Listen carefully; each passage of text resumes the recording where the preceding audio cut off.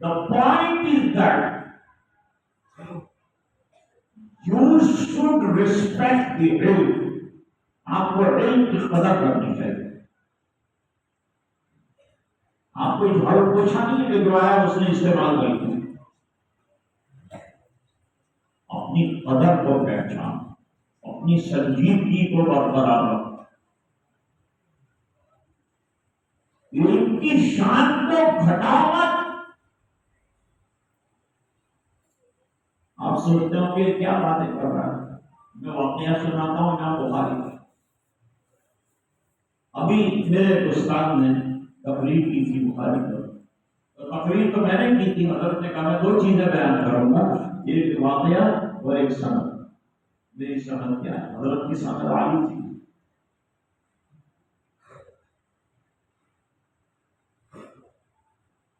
बुखारा में एक गवर्नर आए थे, खालिद इब्न अहमद जोहरी. ये शुरू में पढ़ लिया. हम यहाँ से मदरसा छोड़ चले, हम किताबें छोड़ चले, लेकिन इल्म मत छोड़ना. बोले के जाए छोड़ चले.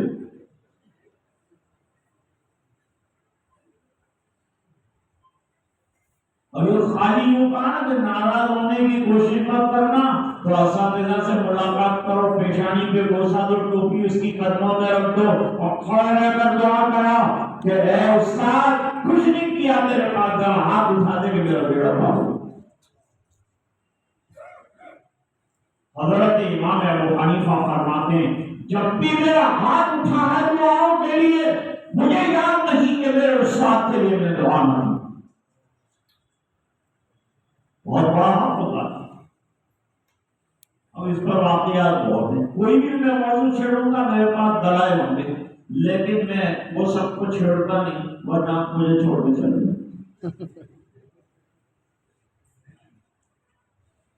खालिद इब्न अहमद जोहरी के दो बच्चे थे. कितने? दो. बोलो ना, वो कहते हो सुभान अल्लाह. तो बोलते नहीं कोई. दो बेटे थे. पहले जमाने में सलातीन और गवर्नर अपने बच्चों को इल्म में दीन पढ़ाते थे, क्योंकि दीन का इल्म ना हो तो उसको झाड़ू देने के लिए भी कोई नहीं रखता था. भाई तो आलिम है, तू मेरे घर में झाड़ू दे. देने का एक तरीका. मोदी जी को भी झाड़ू देते थे. स्वच्छ भारत आओ मेरे पास, मैं ले जाता हूँ, आपको गश्त कराता हूँ. कचरे का ढेर देखोगे, स्वच्छ भारत का नाम भूल जाओ.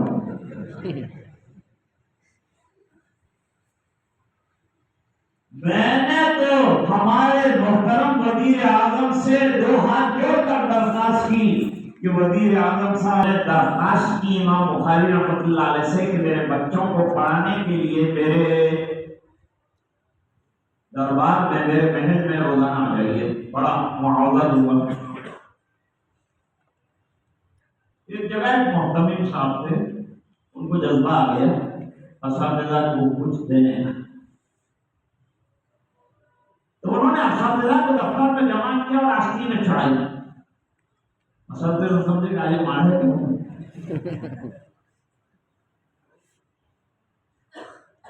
उन्होंने कहा ए उस्तादो सुनना, अगर तुमने सही ढंग से मेहनत की और मैं खुश हो गया और तलबा ने इल्म हासिल कर लिया, तो मैं कुछ नहीं देखूंगा. आस्तीन चढ़ाकर कहा तुम्हारे 100 रुपये बढ़ा.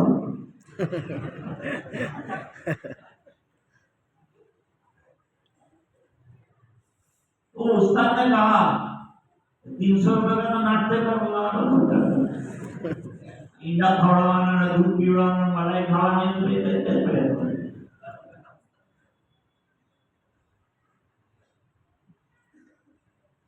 जहां भी ट्रस्टी हजरात हैं उनको चाहिए कि अइम्मा और खुद्दान दीन और उलमाए शरअ मतीन को भरपूर तनख्वाह. उनको का जेब में से देने का है, मदद देगी ना पैसे. और सब बताओ यही जेब में से देते हैं, बताओ.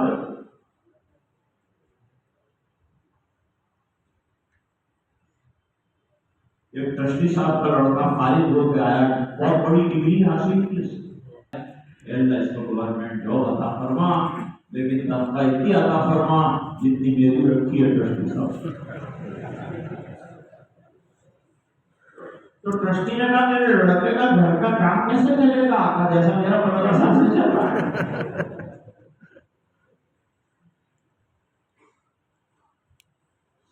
خالد ابن احمد زہری نے سوچا میں گورنر ہوں، امام بخاری چلے آئے۔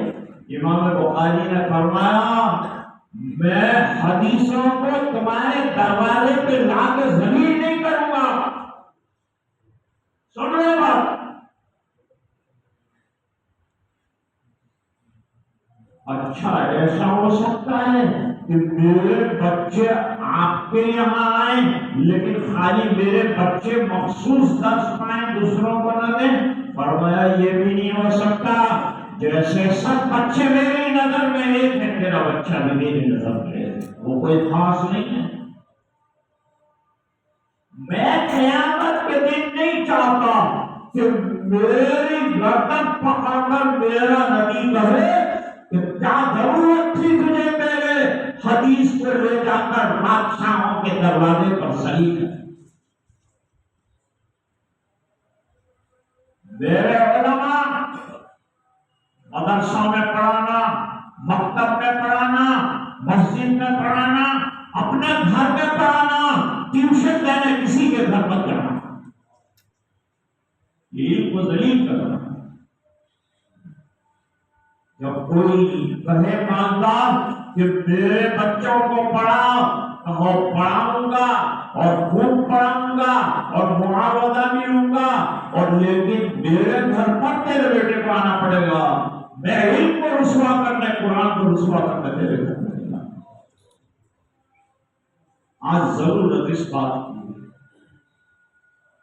امام بخاری نہیں گئے، نتیجتاً امام بخاری رحمت اللہ علیہ کو ایک بہانہ بنا کر بخارا سے نکلنے پر مجبور کیا۔ اب دوسرا سبق سنو، علماء کو پریشان کرنے والے پریشان رہتے ہیں، یہ بات الگ ہے کہ علماء کو پریشان کرنے والوں کے لیے علماء مغفرت کی دعا کرتے ہیں۔